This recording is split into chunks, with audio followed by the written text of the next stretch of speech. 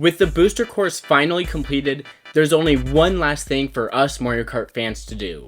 Hypothesize what's to come next in Mario Kart 9. Because why play all these new tracks when we could instead think of an entirely different game? And honestly, after 8 years of playing the same Mario Kart, it's due for us to start thinking about what's to come. So let's see why I think Mario Kart 9 is going to be Nintendo's Fortnite. Okay, right off the bat, is it crazy to think about how Mario Kart 8 is a Wii U game? I mean, I even played it on Wii U for years before the Switch was even a thought in my head. But if someone randomly showed me what Mario Kart 8 looks like originally, I'd tell them they're lying. But it's true. If you take the first version of Mario Kart 8 and pit it against the final version, it's spectacular how different they are. So the real question we gotta ask is, do we even need a Mario Kart 9? Yes. But, well, yeah, still, very much yes. Mario Kart 8 is fantastic, but it's the same graphics, and honestly, even with 96 added tracks, the tracks feel the same too. Sometimes I need a bit of excitement in my Mario Kart, and that's why Double Dash and Mario Kart Wii were so great.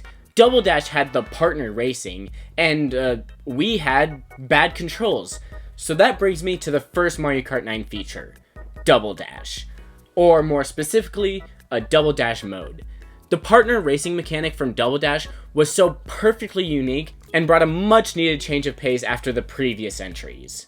For Mario Kart 9, we need a mode that takes the best parts of Double Dash, partner races, 2-player co-op, and last of all,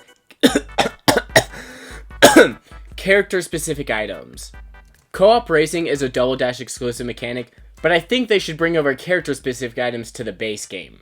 I'll touch more on this later, but Mario Kart would only get better with more items, and alongside that, it ensures the player would be more deliberate with character choice, since it's not just a matter of slight stat changes, but rather entirely different item tables. What if some characters' items was used for an assist and only appear if you're back, making it a better choice for the worst player, or the bagging players? Then another character would have a defensive item that only appears in 3rd through 1st place, making it perfect for high tier players. All of this brings much more strategy into Mario Kart, but still keeps it plenty simple for little Jerry. Back on Double Dash mode specifically, it would basically be its own mode just like Battle mode. Same Grand Prix tracks and whatnot, but now you can be Mario and Luigi. Mario Kart 9 could just be Double Dash 2, but, as cool as it might be, I don't think Nintendo has the balls to do that. But, even more terrifyingly, I think they might just do it anyways. Now, are you lacking purpose in your life? Well, in that case, you should start building your future now, with today's sponsor, Southern New Hampshire University. They wanted you personally to know that they have an incredible and well-rounded game design program, with just about everything you need to learn to make your dream game. Create the hardest Souls-like and boss you can dream of, or make the coziest environments with SNHU's degrees in 2D and 3D graphics. You'll get the honor to learn the 3 major programming languages used for all the games you love. And when you graduate, you won't be alone because SNHU will help you even in your job hunting. So make sure to go to snhu.edu/arctic to help this channel and see how your future can be changed for the better. Again, go to snhu.edu/arctic to finally give your life purpose. Since I brought it up, the item table has to be at least marginally different, if not completely overhauled. Keep the shells and mushrooms and bullet bills, but we gotta change, or at least introduce half as many things as we have right now. Introduce items from newer games, like add a Wonder Flower that works just like the blooper, but instead of annoying ink splotches, it throws everyone into an LSD trip.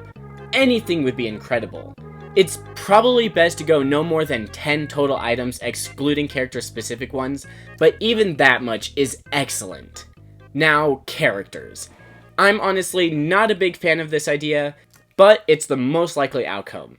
Basically, since the first DLC of Mario Kart 8, everyone has been saying Mario Kart 9 will go full-on Super Smash and bring in a bunch of non-Mario characters, including Captain Falcon, Kirby, and Samus. Now, I want to race as Kirby as much as the next person, but I fear they would go too far with secondary characters. So what I want is for them to only add those characters. Call me lame, but I don't need to play as Sonic, or Shulk, or Ness in Mario Kart. I'll say the same thing about tracks. Don't go too overboard, but a Kirby air ride here and a sand ocean there won't hurt anyone. Now here comes my worries about Mario Kart 9. I believe there's a very real chance Nintendo will turn Mario Kart 9 into a live service game. I think they'll Fortniteify Mario Kart. What does this mean? Well, have you ever played Mario Kart Tour with its hundreds of character variations and new tracks coming out all the time? That's what I believe they're gonna do. Now, that doesn't sound like a bad thing at all, now does it? Well, it's not, as long as you don't mind spending thousands of dollars to own the complete game. Why do I think this will happen? Nintendo is not the company they were 10 years ago. They still hate the fans, but that's never changed. However, in the past 8 years, they've shifted more to a business mindset, including the worst parts of a business. As a company, their goal is to make money. And how do they achieve this? Certainly not by making consoles and games. I mean, it's some of their profits, but like every other gaming company, the real money is in the microtransactions. Pokemon Go makes hundreds of millions yearly, and Mario Kart Tour is the same. So why wouldn't they carry over this method to the Switch too? Every other company has been doing it. In fact, Nintendo themselves have already started indulging in this strategy, just without the microtransactions.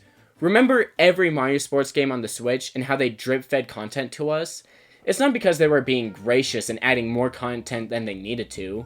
No, it's because the game wasn't finished by release, and they wanted us to keep coming back for more. So how do I expect Nintendo to do this for Mario Kart 9? I presume they might add some sort of battle pass or subscription model. Likely the latter, since they've already done something similar with NSO. With the subscription to Mario Kart Plus or whatever, you'll get access to unique skins monthly and a rotating list of tracks, new and retro. These monthly skins aren't going to be completely new racers, but rather variations on the standard racers, similar to the different racers seen in Mario Kart Tour. I do not want this to be the case for Mario Kart 9, but I absolutely believe there's going to be some optional subscription of some sort. More likely, it's going to be a booster course situation, with 100 or so retro tracks. An entirely different, but equally exhausting model they could potentially follow is the Tetris 99 method. Make the entire game exclusive available on NSO expansion. I mean, why not? It's a game everyone wants, so if you bar it behind a $50 yearly subscription that also includes N64 and Genesis games alongside a whole bunch of DLC, surely it's a no-brainer for the whole family.